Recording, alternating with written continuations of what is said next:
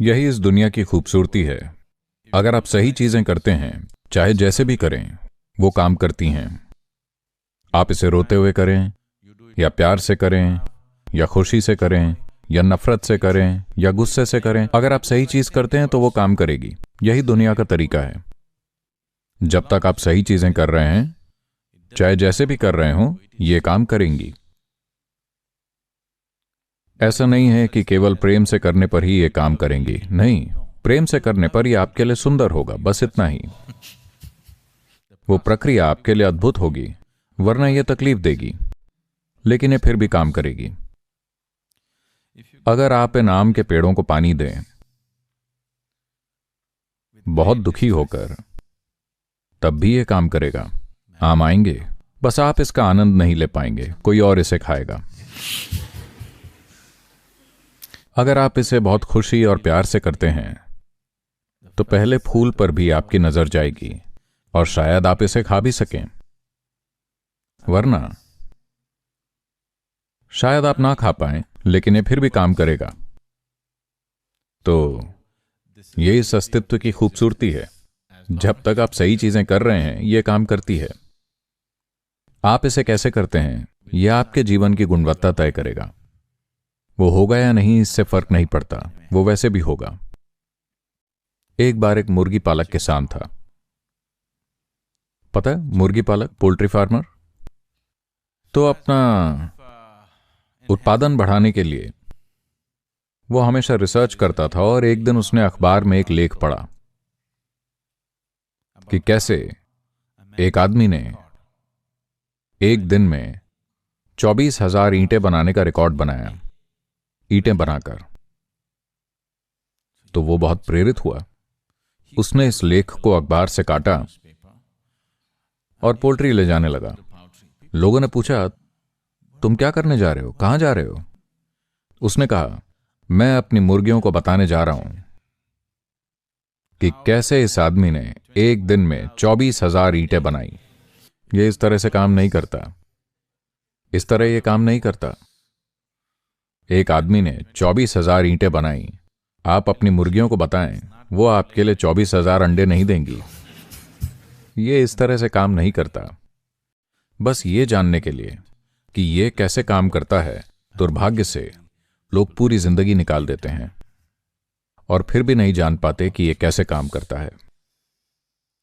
अगर आप ये समझ लें, सिर्फ इतना कि अगर आप अपने भेदभाव से ऊपर उठ जाएं और हर चीज को एक समान नजर से देख सकें, अगर आपकी नजर समान है हर चीज के लिए, इसके लिए एक तरह की नजर, इसके लिए दूसरी तरह की नजर, नहीं, ऐसे नहीं, आपकी नजर हर चीज के प्रति समान हो।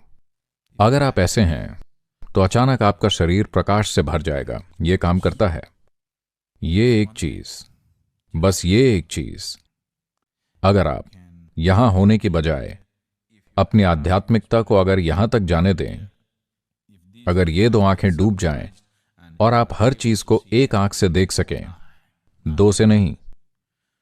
आप इस व्यक्ति को पसंद करते हैं, इसको पसंद नहीं करते, इस व्यक्ति से प्यार करते हैं, इससे नफरत करते हैं, आप इसके साथ ठीक हैं, उसके साथ नहीं हैं, ये अच्छा है, वो अच्छा नहीं है। अगर आप इन सब से ऊपर उठ सकें, अगर आप हर चीज को एक नजर से देख सकें, तो साधना एक अलग ही आयाम पर चली जाएगी। ये एक चीज आपको करनी ही चाहिए, वरना प्रकाशवान होने में बहुत मेहनत लगती है। अगर आप इसके बिना प्रकाश चाहते हैं, तो इसमें असाधारण मेहनत लगेगी और यह जल्दी खत्म भी हो जाएगा। देखिए, अगर आप अपने जीवन को सिर्फ एक जीवित रहने की प्रक्रिया के रूप में देख रहे हैं, तो भेदभाव बहुत जरूरी है। जब आप सड़क पर चल रहे हैं, तो आप जंगल के किसी जानवर की तरह होते हैं। लगातार देखते हैं कौन ठीक है, कौन ठीक नहीं है, खतरा कहां है, दोस्त कहां है, दुश्मन कहां है, लगातार देखते रहते हैं। अगर आप इस स्थिति में रहते हैं, तो जीवित रहना सुनिश्चित हो जाता है। लेकिन अगर यह भेदभाव की प्रक्रिया अपनी सीमा को पार कर जाती है, तो अस्तित्व में सब कुछ बिखर जाता है और आपके कभी भी प्रकाशवान होने की संभावना कम हो जाती है। यह केवल जीवित रहने के लिए उपयोगी है। अगर आप जीवन को देखना चाहते हैं, अगर आप जीवन को जानना चाहते हैं कि वो असल में क्या है, तो आपको एक आंख चाहिए, दो नहीं। दो आंखें आपको जीवित रहने में मदद करेंगी और कुछ नहीं। बात यह है कि समय के साथ जीवित रहना, यह शब्द शायद बहुत जटिल हो गया है। नहीं, बात केवल जीवित रहने की नहीं है। अपने पेशे को संभालने, करियर को आगे बढ़ाने, ये करने वो करने के लिए मुझे भेदभाव वाला मन चाहिए। आपने बस अपनी जीवित रहने की प्रक्रिया को जटिल बना लिया है और कुछ नहीं। पहले जीवित रहना केवल पेट में खाना डालना होता था, अब ये न जाने क्या क्या बन गया है। जीवित रहने की प्रक्रिया बहुत ही जटिल हो गई है। जैसे जैसे तथाकथित सभ्यता बढ़ी, लोग वास्तव में सभ्य नहीं हुए। उन्होंने अपनी क्रूरता को जटिल बना लिया। सरल क्रूरता थी, आपको कोई आदमी पसंद नहीं आया तो आपने उसे भाला मार दिया। यह सरल क्रूरता थी। अब यह बहुत जटिल हो गई है।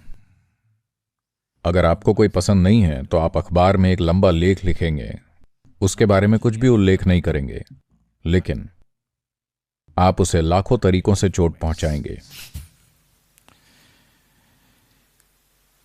तो जीवित रहने की प्रक्रिया को लगातार जटिल बनाने से आपको कई समस्याओं का सामना करना पड़ेगा और निश्चित ही आप समाधान खोज सकते हैं। आप समस्याएं पैदा करने और उनके समाधान खोजने में खुद को व्यस्त रख सकते हैं। तो आखिर समाधान क्या है? आप देखेंगे, अगर आप इसी तरह चलते रहे तो एकमात्र राहत दोनों के लिए जो समाधान खोजने में लगे हैं और जो सीधे तौर पर समस्याएं पैदा कर रहे हैं और जो घुमा फिरा कर समस्याएं पैदा कर रहे हैं, उन सभी के लिए अंत में एकमात्र राहत मृत्यु ही होगी। क्योंकि तभी वो ये जान पाएंगे कि एक जगह लेटने का क्या मतलब होता है, अपने भीतर हर समय बिना किसी उथल पुथल के। आप स्थिरता का एक पल भी नहीं जान पाएंगे। अगर आपने स्थिर होने की सुंदरता और विशालता को नहीं जाना, तो सीधे शब्दों में आप असल में बीमार हैं। अगर मैं ऐसे बैठूं तो आप यही सोचेंगे कि मैं बीमार हूं, है ना? क्या यही आपके मन के साथ नहीं हो रहा है? यह बीमारी है। आपकी एकमात्र सांत्वना है कि डॉक्टर भी इसे नहीं देख पा रहे हैं, क्योंकि दो हिलते हुए लोग एक दूसरे का हिलना नहीं देख सकते।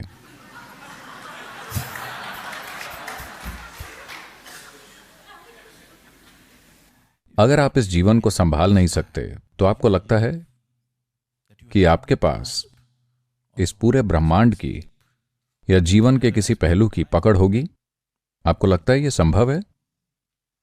बस यही होगा कि आप अपने मानसिक प्रक्रिया के प्रति समर्पित हो जाएंगे।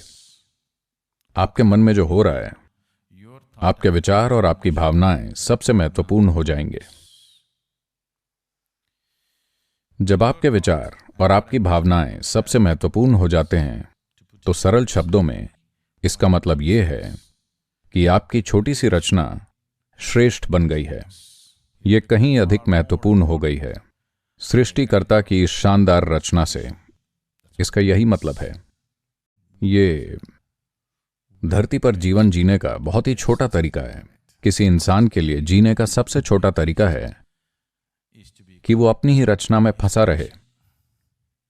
क्योंकि आप यहां जो कुछ भी बना सकते हैं, चाहे आप कोई भी हों, कितने भी शक्तिशाली हों, कितने भी सक्षम हों, जो आप बना सकते हैं वो इतना छोटा है इस सृष्टि के विस्तार के मुकाबले जो पहले ही हो चुकी है।